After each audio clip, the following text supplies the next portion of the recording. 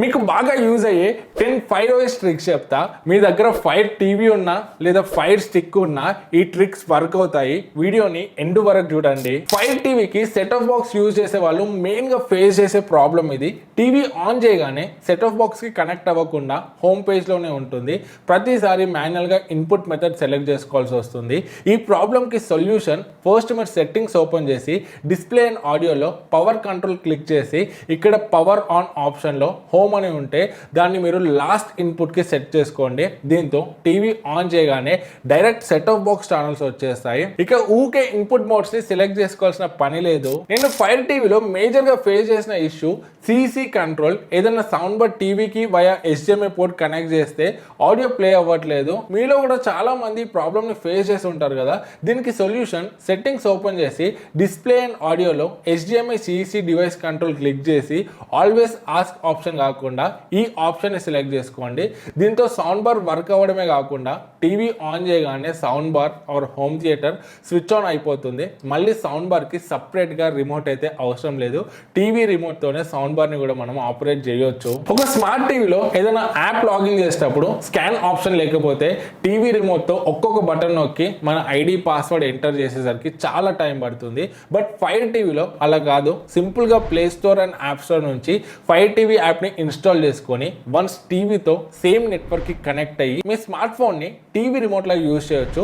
అంతేకాదు ఇక్కడ keyboard click చేసి మీకు నచ్చింది టైప్ చేసుకోవచ్చు. ఇక్కడ ఫోన్ లో ఎంటర్ చేస్తే టీవీలో సేమ్ టైప్ అవుతుంది. సో ఈ ఫీచర్ కూడా నాకు చాలా బాగా నచ్చింది. కొన్ని స్మార్ట్ టీవీస్ కి రిమోట్ లో డెడికేటెడ్ యాప్ షార్ట్ కట్స్ ఉంటాయి. సింగిల్ క్లిక్ చేసి యాప్ ని లాంచ్ చేయొచ్చు. బట్ కొన్ని యాప్స్ కి అలా షార్ట్ కట్స్ ఉండవు అండ్ వాటిని యాక్సెస్ చేయాలంటే పెద్ద ప్రాసెస్. సో దీన్ని సింపుల్ చేయడానికి ఆల్ యాప్స్ క్లిక్ చేసి మీరు ఎక్కువగా యూజ్ చేసే యాప్స్ దగ్గరకు వచ్చి ఆప్షన్స్ బటన్ ని క్లిక్ చేస్తే ఇక్కడ మూవ్ ఆప్షన్ వస్తుంది. క్లిక్ చేసి మీ ఫేవరెట్ యాప్స్ ని మీ హోమ్ స్క్రీన్ లోనే ఎక్కడైనా మూవ్ చేసుకోవచ్చు. దీనివల్ల మీ టైం చాలా సేవ్ అవుతుంది. కొంతమందికి టీవీ యూజ్ చేసేటప్పుడు యూఐ సౌండ్స్ వస్తే అస్సలు నచ్చదు.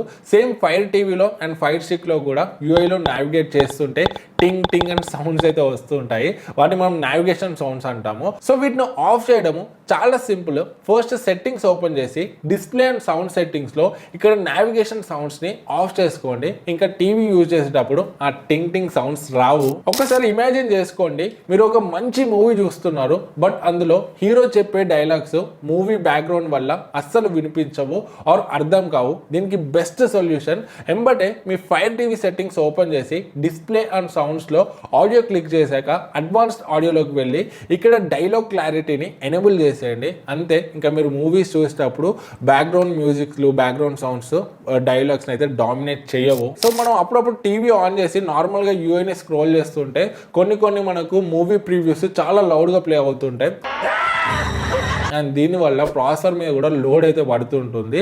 దీనికోసము ఫస్ట్ సెట్టింగ్స్ ఓపెన్ చేసి ప్రిఫరెన్సెస్ లో ఫీచర్డ్ కంటెంట్ పైన క్లిక్ చేసి ఇక్కడ 2 ఆటో ప్లే సెట్టింగ్స్ ఎనేబుల్ అయ్యి ఉంటాయి. వీటిని మీరు డిసేబుల్ చేసేయండి. ఎప్పుడైనా అనుకున్నారా మన ఫోన్ లో బ్యాటరీ పర్సెంటేజ్ చూపించినట్టు ఫైర్ టీవీ రిమోట్ లో కూడా బ్యాటరీ ఎంత ఉందో చూపిస్తే బాగుండని? అంటే అన్నాడు గాని ఆ ఊహ ఎంత బాగుందో. మీ ఫైర్ టీవీ రిమోట్ లో ఎంత బ్యాటరీ ఉందో తెలుసుకోవాలంటే సింపుల్ గా సెట్టింగ్స్ లో కంట్రోలర్స్ అండ్ బ్లూటూత్ డివైసెస్ ని సెలెక్ట్ చేసి అమెజాన్ ఫైర్ టీవీ రిమోట్స్ లోకి వెళ్ళండి.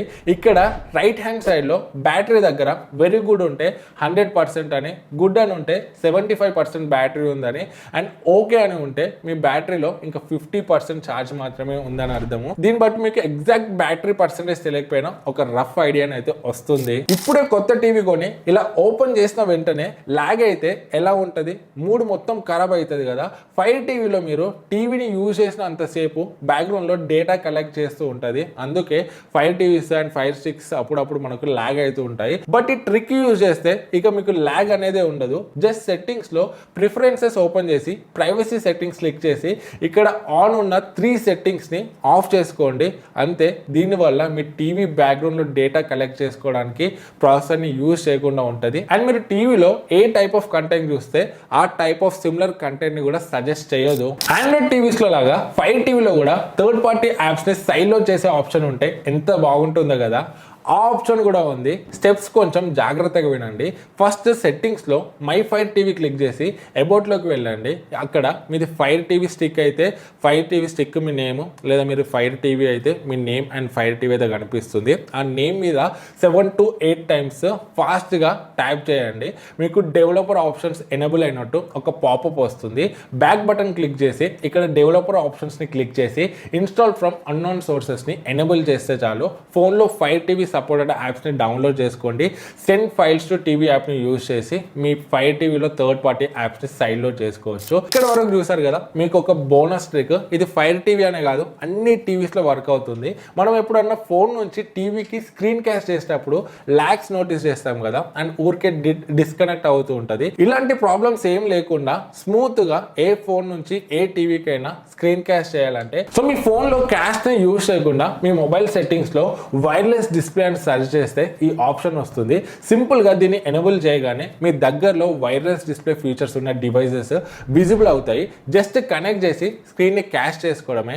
మెయిన్ గా ఫైర్ టీవీలో చాలా బాగా వర్క్ అవుతుంది. ఒకసారి ట్రై చేసి చూడండి ఫ్రెండ్స్. వీటన్నిటిలో మీకే ట్రిక్ నచ్చింది కింద కమెంట్స్లో చెప్పండి. అండ్ ఇప్పుడు నేను చెప్పినవి కాకుండా మీకేమన్నా కొత్తవి తెలుసుంటే కమెంట్స్లో షేర్ చేసుకోండి. సో వీడియో నచ్చితే లైక్ అండ్ సబ్స్క్రైబ్ చేయడం మర్చిపోకండి.